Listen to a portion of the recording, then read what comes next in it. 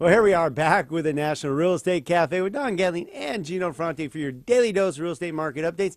And this is a doozy because everybody wants to know what's really happening with the real estate markets. Is it still hot? All right, and this one touches on why we do this show. I assure you that this particular article is going to be spun both ways when you look at the media. If you look at mainstream media, I assure you some people are going to say, the sky is falling, and others are going to say, it's booming. Hey, before you even show you this slide, I guarantee you're going to see the media spin that the housing market is slowing. Watch out for the next bubble. Home sales are down. That's what it's going to say. Yep. So let's go to this slide here, and we'll explain what it really means. Did existing home sales go down in June? Yes. What happened? Oh, there it is. I thought our screen disappeared.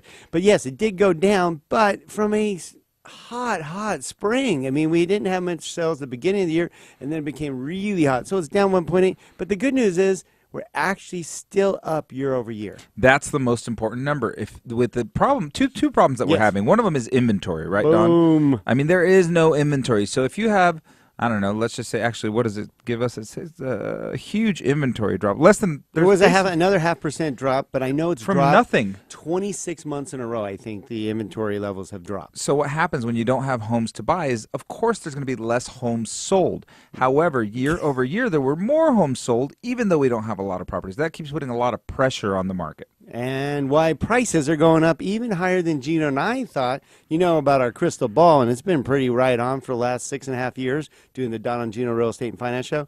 And we guessed, all the prognosticators said it would be about 4.5. We said, no way. It's going to be at least 6%, and it's at 6.5% nationally. In Los Angeles, try over 9%. Unreal. And in fact, the Pacific Northwest we know is over 10%. So there's a lot of areas that are super, super hot.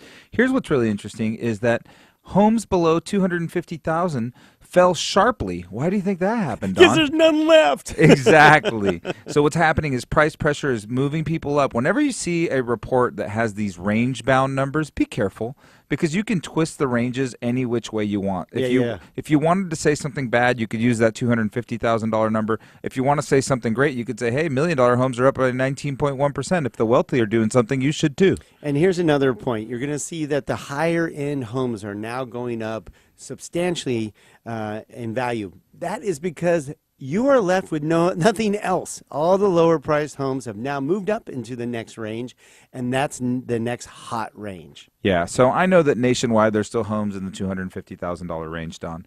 But overall, here in California, in Los Angeles County, the median price I think was $528, and the median price of a condo was $450. And if you go to San Francisco, ain't getting much for under $1 million. No, one bedroom for $1 million if you're lucky, and you have to know the guy next to you in the next bed. So, bottom line, be careful what you hear in the news reports and why you need to subscribe to the National Real Estate Cafe by texting NREC to the number 58885. 58885 at the top. And NREC is the message, and these will come right to your phone every day. All right, so check out more at donandgino.com and see what's brewing tomorrow.